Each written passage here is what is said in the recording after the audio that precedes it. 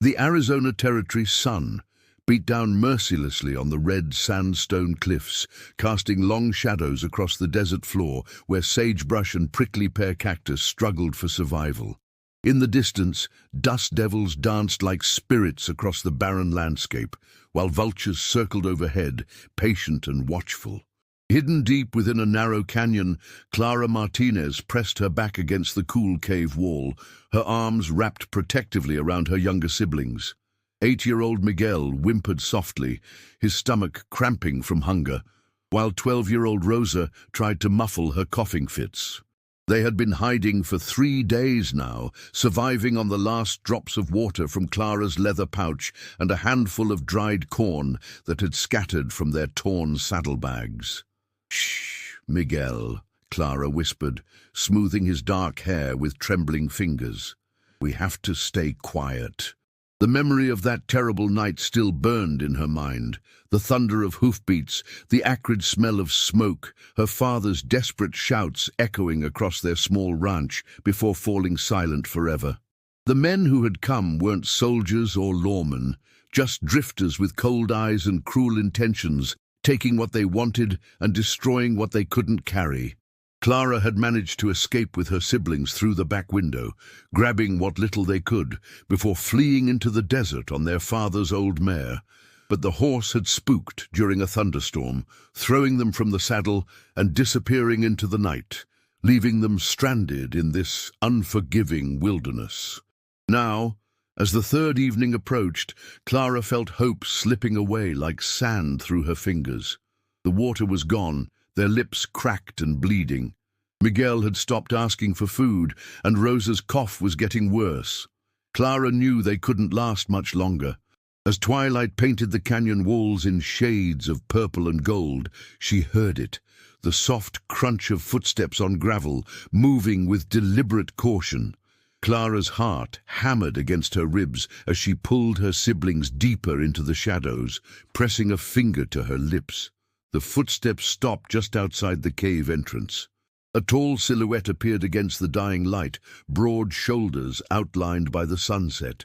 The figure stood perfectly still for a long moment, as if listening to the desert's whispered secrets. Then, slowly, he stepped into the cave. Clara bit back a gasp. Even in the dim light, she could see he was Apache, his long black hair bound with leather strips, his weathered face marked by years under the desert sun. He wore simple buckskin clothing and moved with the fluid grace of someone who belonged to this harsh land. Their eyes met across the darkness, and Clara felt her breath catch. She had expected anger, perhaps violence. Stories of Apache raids filled the newspapers back east. But what she saw in his dark eyes was something entirely different. Recognition, understanding, and beneath it all, a deep, quiet sadness that seemed to echo her own. He didn't speak. Instead, he slowly lowered himself to sit cross-legged near the cave entrance, his movements careful and non-threatening.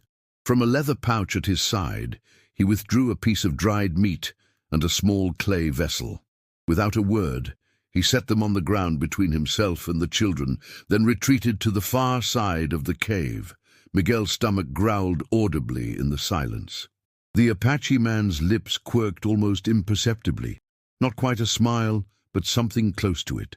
He gestured gently toward the food, then looked away, giving them privacy to decide. Clara's throat constricted with emotion.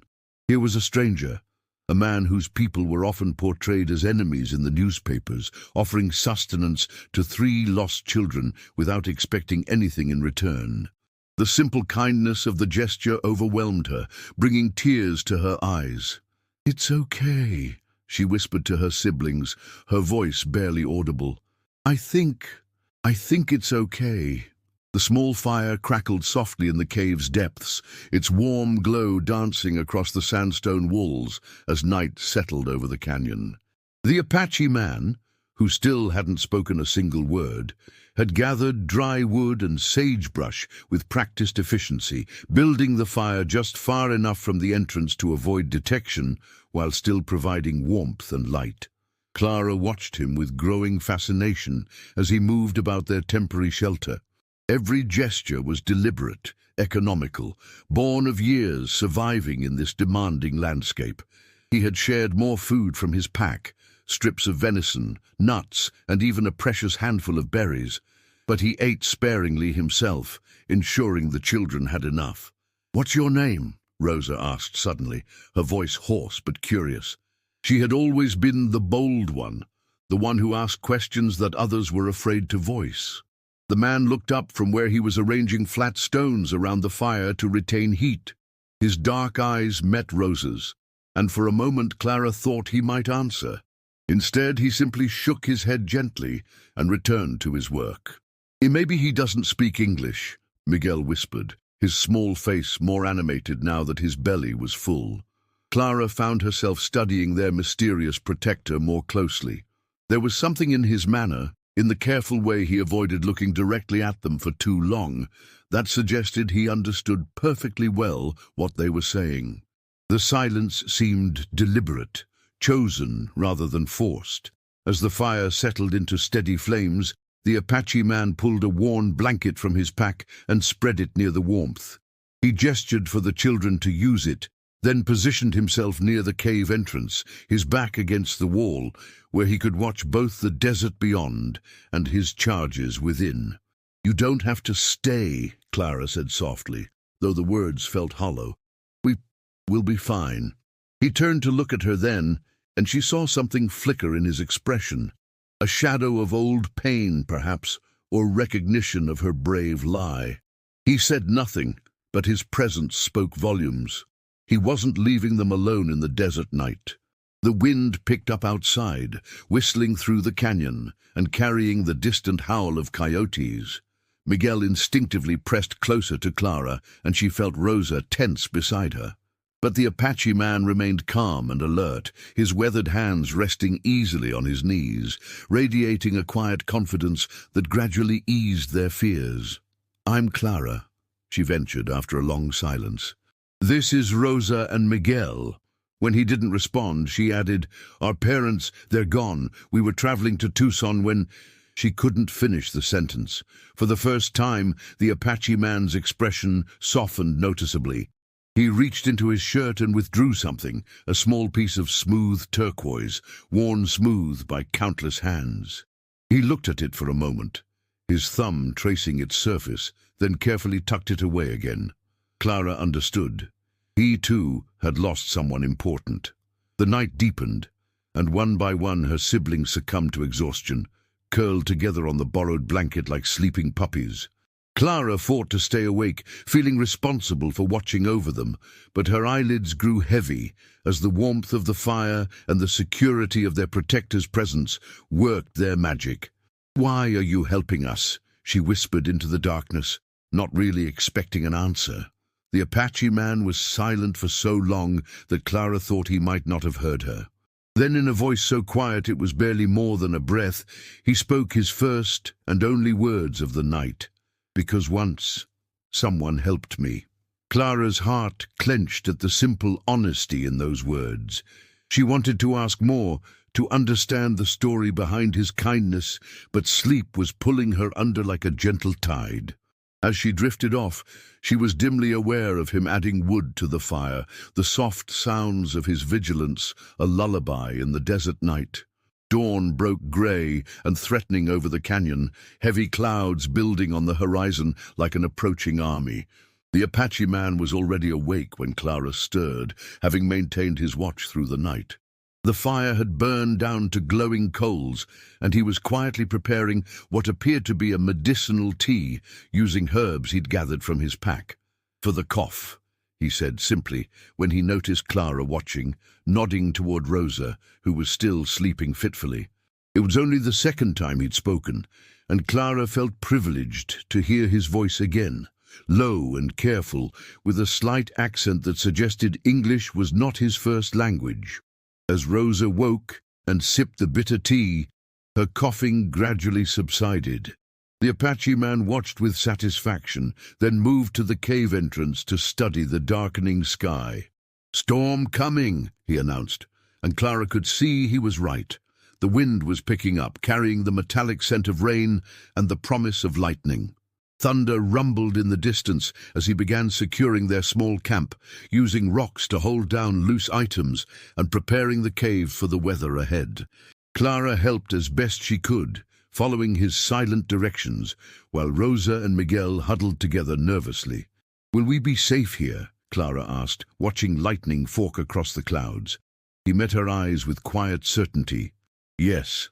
The storm hit with desert fury, wind howling through the canyon like a living thing, rain lashing the entrance to their cave in sheets. Lightning illuminated the landscape in stark, dramatic flashes, followed by thunder that shook the very ground beneath them.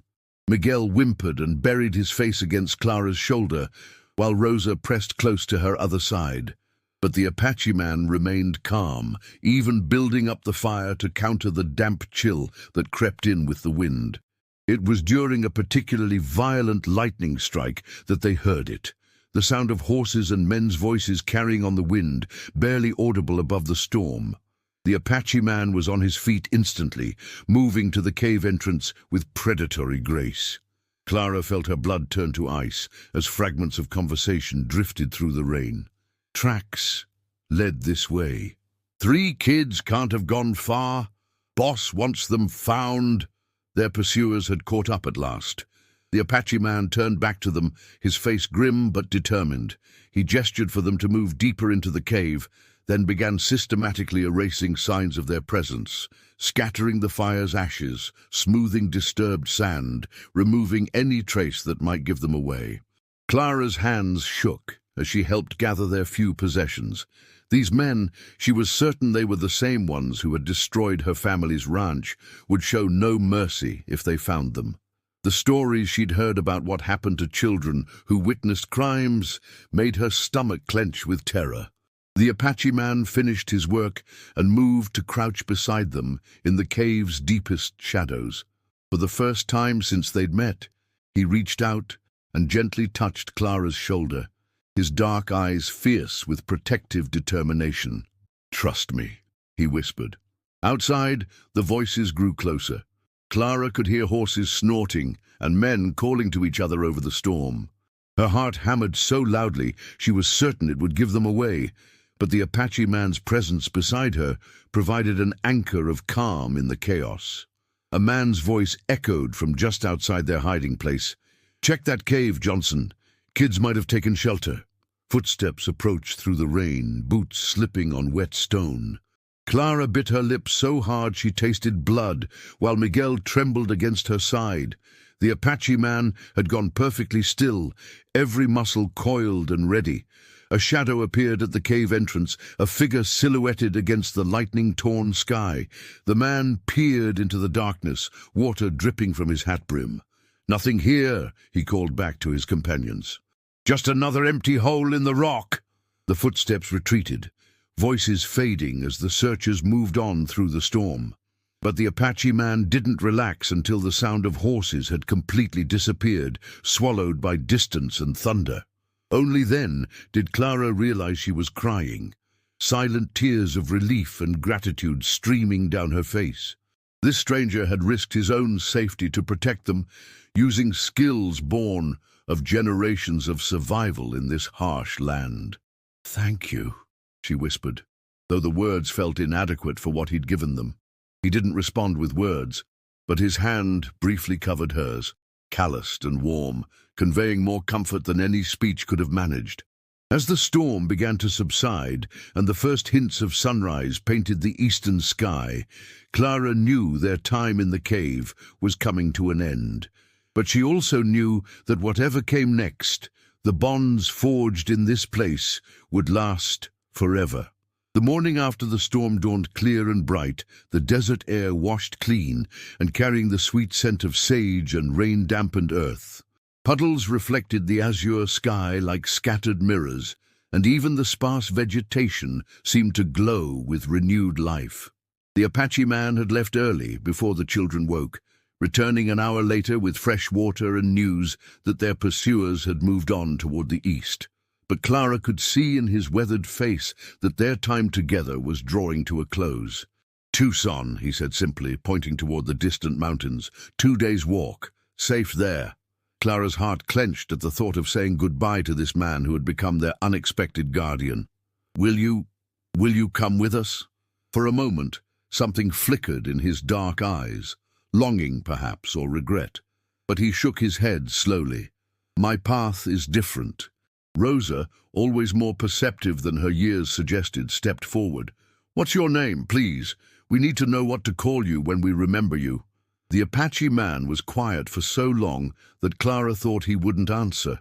Then, surprising them all, he spoke. "Joseph. My mother called me Joseph." The name hung in the morning air between them, a gift freely given. Clara realized it was probably not his Apache name, but one chosen for the white world, a bridge between two cultures, much like the kindness he'd shown them. "Joseph," Rosa repeated softly, as if committing it to memory. He began preparing supplies for their journey, filling their water containers from a hidden spring, wrapping dried meat in clean cloth, showing Clara which plants could be eaten safely and which to avoid. His movements carried the weight of finality, each gesture a careful lesson for their survival. Miguel, who had grown brave in Joseph's presence, tugged at the man's buckskin sleeve. "Will we see you again?" Joseph knelt down to the boy's level, his expression gentle. "Maybe not in this life, little warrior, but you carry part of me now, just as I carry part of you." He reached into his shirt and withdrew the small piece of turquoise Clara had seen before, but instead of keeping it, he pressed it into Miguel's small palm. "My sons," Joseph said quietly. He was your age. "Keep it safe." Clara's throat tightened as understanding washed over her. Joseph had lost a child, his own little boy, and in helping them, he was honoring that memory. The silence he'd maintained, the careful distance even while protecting them, suddenly made perfect sense. They reminded him of what he'd lost, but instead of turning away from the pain, he'd chosen to embrace it through service to others. "I'm sorry," Clara whispered, and she saw him nod once, accepting her sympathy with the same quiet dignity he'd shown throughout their time together. As they prepared to leave the cave that had sheltered them, Joseph did something unexpected. He began to speak, not in his careful, sparse English, but in his native Apache tongue. The words flowed like water over stone, musical and profound, though Clara couldn't understand their meaning. When he finished, Rosa asked, "What did you say?" Joseph was quiet for a moment, then translated, "I told the spirits of this place about 3 brave children who faced the darkness and found light. Your story will live in this canyon now, part of its memory." They left the cave together, stepping into the morning sunshine that painted the desert in shades of gold and red. Joseph led them to a well-traveled trail that would take them safely to Tucson, pointing out landmarks and giving Clara directions in his careful English. At the place where they would part ways, he stopped and turned to face them. From his pack, he withdrew a small leather pouch and handed it to Clara. "For your new beginning," he said simply. Inside, Clara found enough silver coins to give them a start in Tucson, money for food, lodging, perhaps even passage to relatives back east. It was more than generous, it was transformative. "We can't take this," Clara protested, but Joseph was already shaking his head. "My son will never need it," he said with quiet finality. "But you will build something good with it. That gives it purpose." The moment of parting stretched between them like a held breath. Rosa and Miguel hugged Joseph fiercely, and Clara saw him close his eyes, as if memorizing the feeling of children's arms around him. When it was Clara's turn, she found herself looking up into the face that had become synonymous with safety and kindness over these past days. "How can we ever thank you?" she asked.